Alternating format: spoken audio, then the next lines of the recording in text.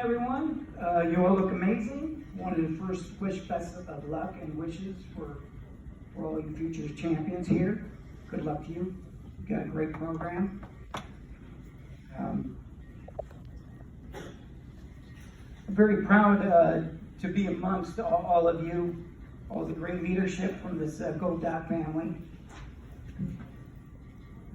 And I'm honored to introduce not only my really good friend, but a true leader, which actually began in wrestling. And it seems like it was only 43 years ago. We were both co-captains of the Markwart Middle Junior High School team. Are there anyone else from Markwart Middle here?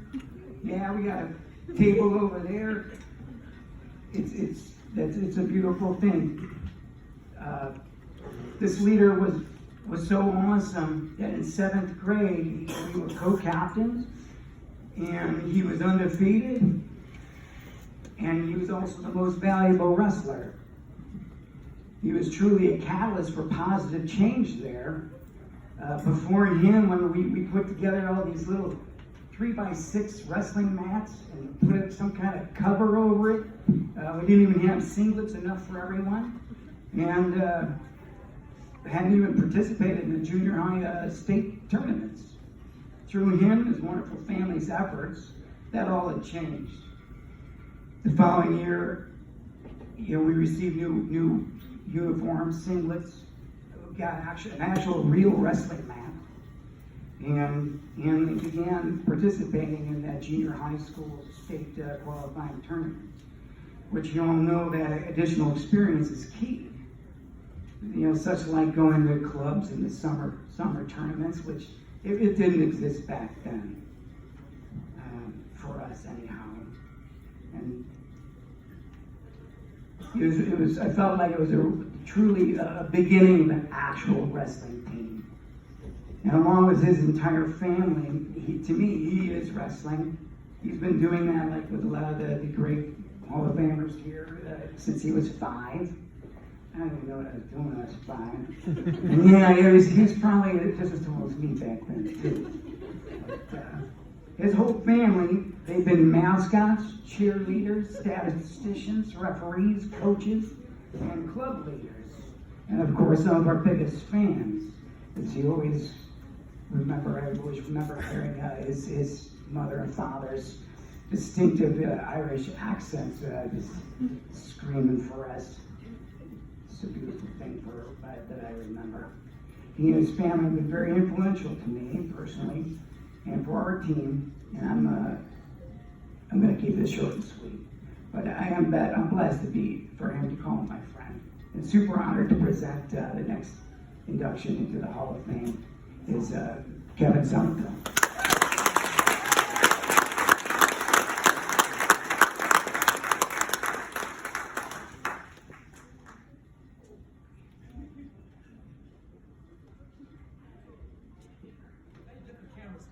That was much bigger on the side.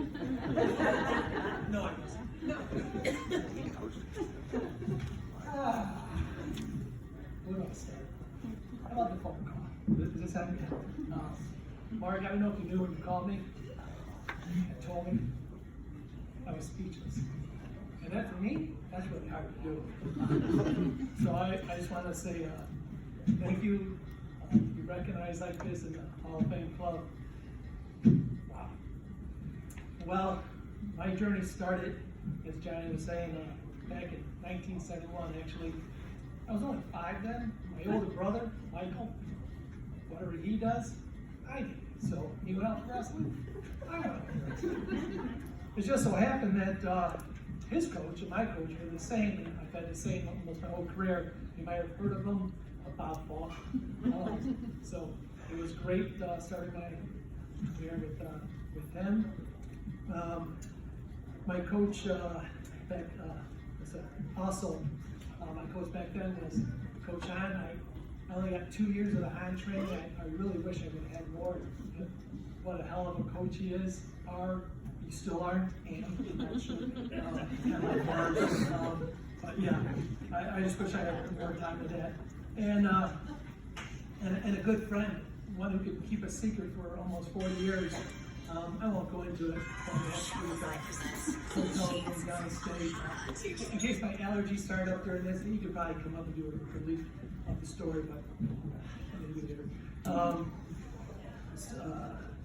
And again, support for my teammates and my family. I would never accomplish what I did if it wasn't for those people. My teammates I had, Johnny Benshaw, almost my whole career from junior high and high school. The Greens, Daryl Michelson, Tamplins, Baggers. You'll find out, you guys know, your hardest practice partners, your hardest people you wrestle are your practice partners. It makes the weekend so much easier. You go through hell in practice, they're like, oh, give me the weekend. And that's how what Lamar North is you get those practice partners that just really push you.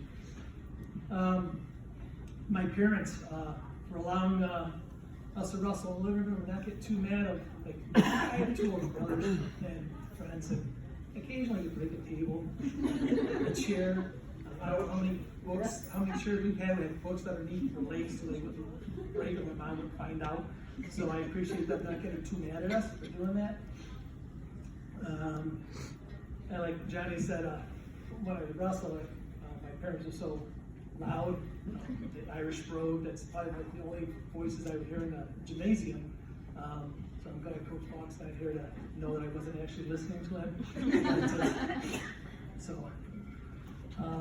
And then my brothers and sisters in my family, wrestling was a family sport. For my sisters, Mary Ellen and Colleen, cheerleading in the 70s, supporting me in the stands, to my brothers, Michael and Pat, who are much older than me,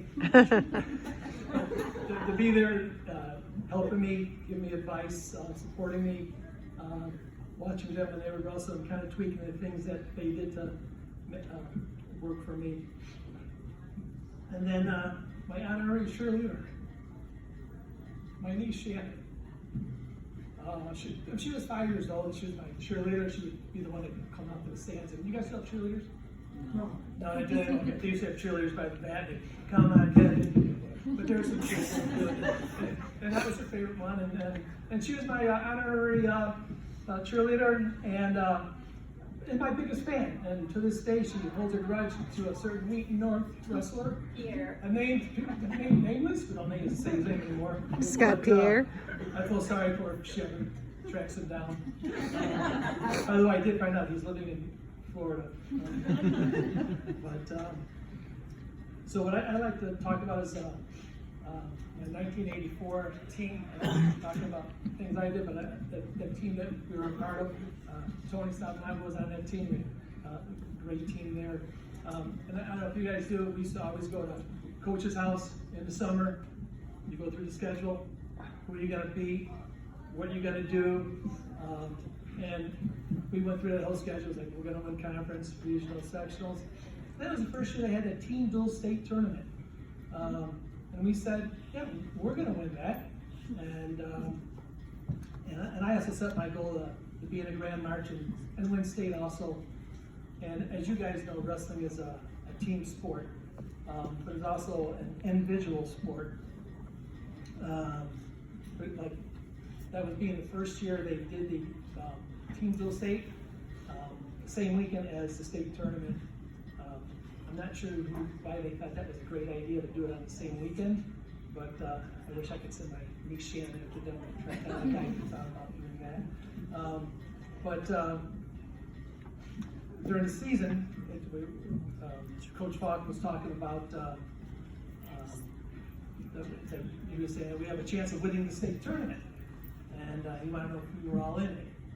And he was explaining that other state ranked guys and other guys at other teams were excited not to do it because they wanted to focus on their own self tournament and not worry about the team that get tired.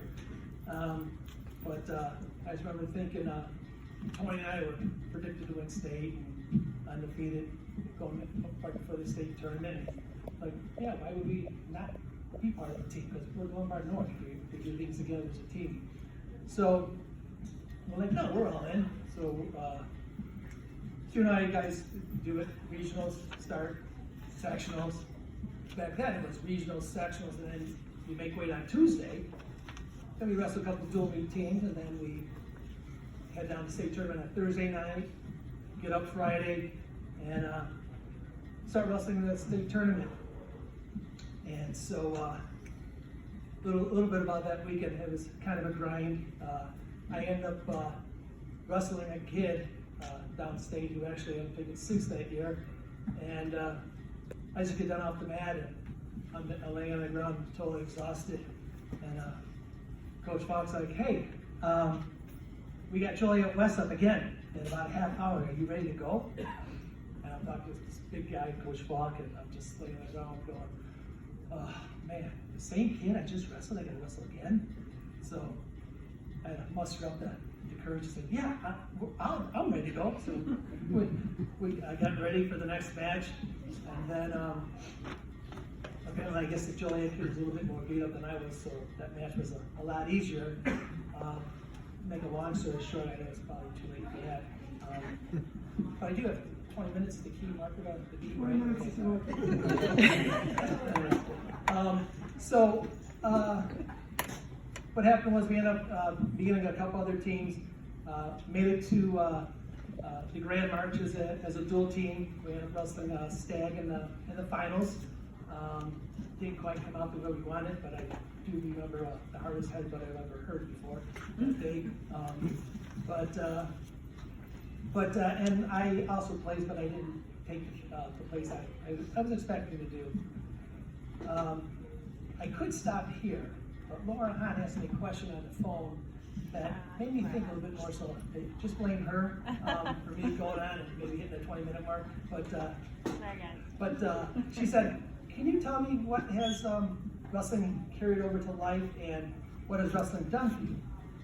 I'm not sure if I answered you fully, but it got me thinking, like, what did I get from wrestling? Family, setting goals, and there's a method to my madness, which is a phrase I use, and my kids seem to understand now and know what I'm talking about. I'm not just doing things, there's an actual plan, which I learned from wrestling. Wrestling has led me to a scholarship to wrestle at Illinois State when they had it, and opened a lot of doors for me. I remember my first job at, I coached and taught at Leiden High School, so my first job was at Leiden High School interview. I was going through the interview, and it's weird how you think you leave here, Glove North follows you, no matter where you're at. I'm in the interview, my athletic director was like, hey, you went to Glove North, you wrestled for fall. I'm like, yeah, because you're hired, but you got to go through a couple more people as a formality. So I was like, oh, okay, so that's kind of cool. Glove North, I remember that. And then, where am I here? Bartlett. And then from there, I was a freshman head coach and ended up being a varsity head coach down the road. Then I moved out to Huntley High School.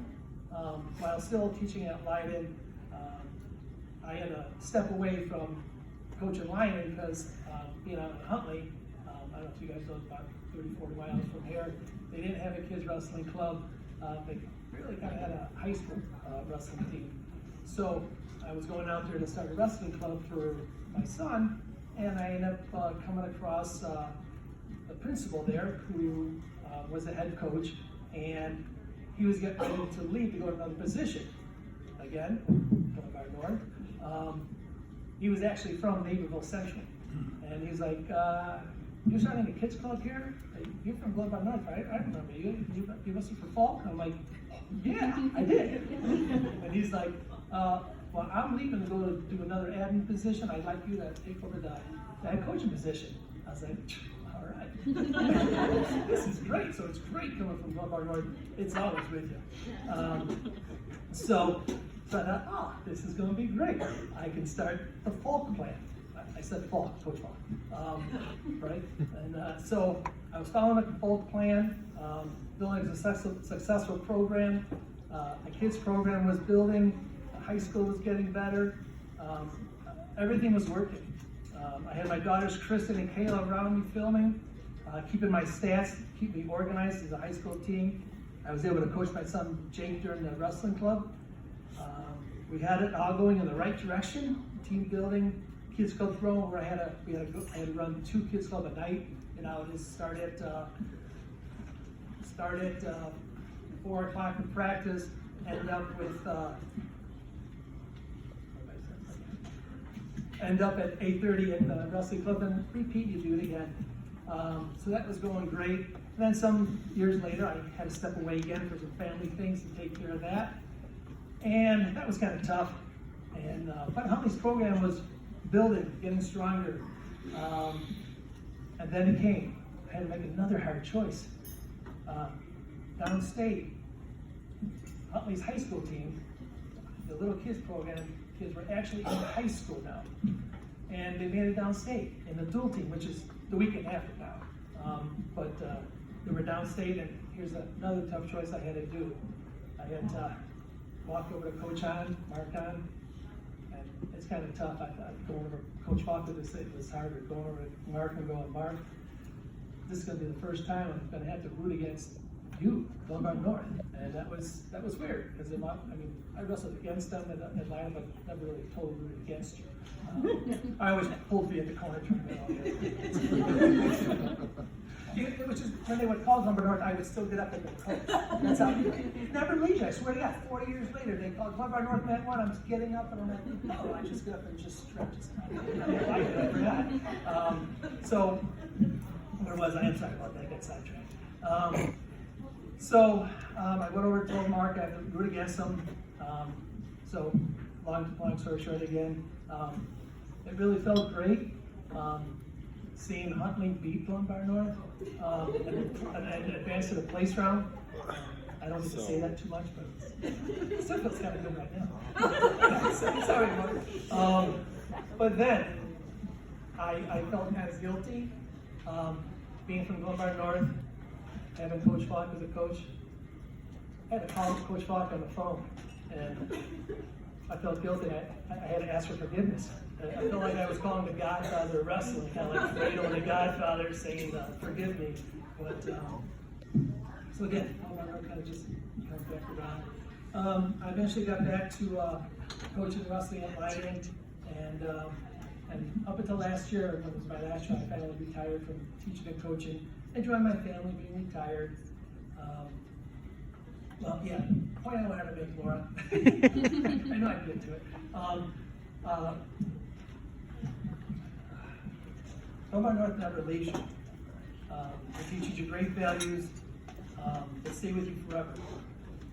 Knowing what I know now, where I've made the same choices, the grind, the lessons learned, the values instilled in me, to be part of the dynasty, the 1984 team, and now the Hall of Fame. Hell yeah. I'm from Lombard North, this special family, and that gold dot means something. It's been a fun ride, and thank you.